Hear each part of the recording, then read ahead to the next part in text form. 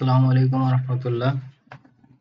শিক্ষার্থী বন্ধুরা আর ভিউয়ার্স, আজকে আমরা তৃতীয় পার্ট অর্থাৎ বাকি যে এক্সারসাইজের যে পার্টগুলো ছিল সেগুলো নিয়ে আলোচনা করব। Fill in the blanks. So fill in the ব্ল্যাঙ্কসটা কি? ফিল ইন দ্য ব্ল্যাঙ্কসটা হলো আপনাকে একটা সেন্টেন্সের শূন্যস্থান দিবে, মানে ওয়ার্ড মিচ এই সেন্টেন্সটার স্ট্রাকচারাল মিনিং অনুযায়ী এটা দিবে, এটাকে আপনাকে ফিল আপ করতে হবে। A stream during a long hike is a perfect place to dash your water bottle with water. So এইটা আপনাকে ফিল আপ করতে হবে। সো দেন আপনাকে পরবর্তীতে আমি যদি দেখাই যেটা আছে, সেকেন্ডলি লিসেন এন্ড টাইপ, অর্থাৎ আপনাকে এটা আমি যদিও দেখাইছি একবার, যে আপনাকে এটা শ্রবণ করে The bus is late.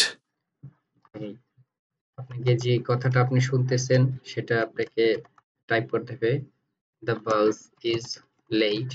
So এই কথাটা টাইপ করে আপনাকে এখানে এন্ট্রি দিতে হবে। তারপর আপনাকে এটা হচ্ছে লিসেন এন্ড টাইপ। তারপর আমি যদি দেখি রাইট অ্যাবাউট দ্য ফটো, এটা আমি আপনাদেরকে দেখানো হয়েছে, একটা ফটো দেওয়া হবে। এখানে কিন্তু ছিল স্পিক অ্যাবাউট দ্য ফটো, অর্থাৎ ছবিটা দেখে আপনাকে কিছু কথা বলতে হবে।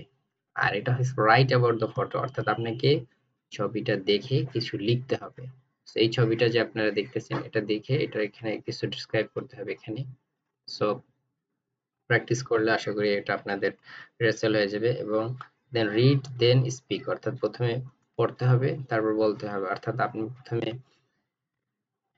এখানে আপনাকে এই যে ওয়ার্ডগুলো এখানে যে কিছু কোশ্চেন করা হয়েছে, যে describe a time you worked with other people on something, অর্থাৎ অন্য লোকদের সাথে যে বিষয়ে আলোচনা, what did you collaborate on, who did you collaborate with, do you enjoy collaborating with others, why or why not।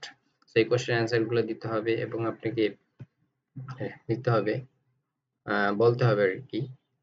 তারপরে ইন্টারেক্টিভ রিডিং। ইন্টারেক্টিভ রিডিংটা কি?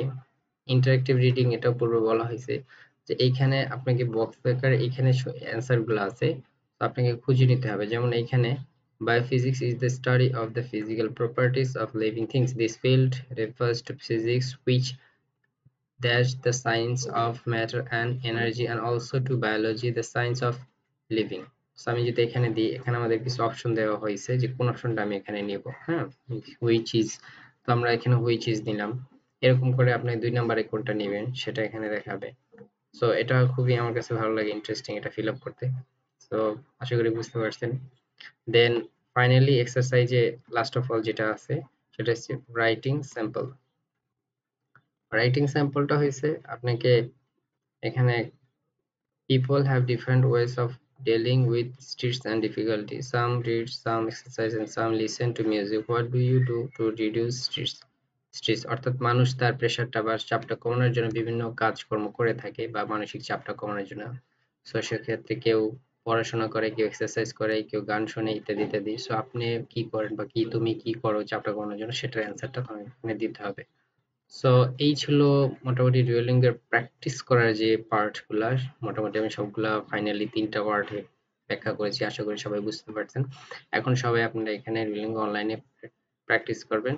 প্র্যাকটিস করার পরে একটা পর্যায়ে আপনি নিজেকে সেলফ টেস্ট যেটা আছে, এই যে টেক এ টেস্ট, এটা দিবেন। দেওয়ার পর আপনি বুঝতে পারবেন আসলে আপনি কতটুকু প্রিপেয়ার হয়েছেন ডুয়েলিং দেওয়ার জন্য। সো একটু কন্টিনিউ প্রসেসে থাকতে হবে। সবাই ভালো থাকবেন, সুস্থ থাকবেন। আসসালামু আলাইকুম রহমতুল্লাহি ওয়া বারাকাতুহু।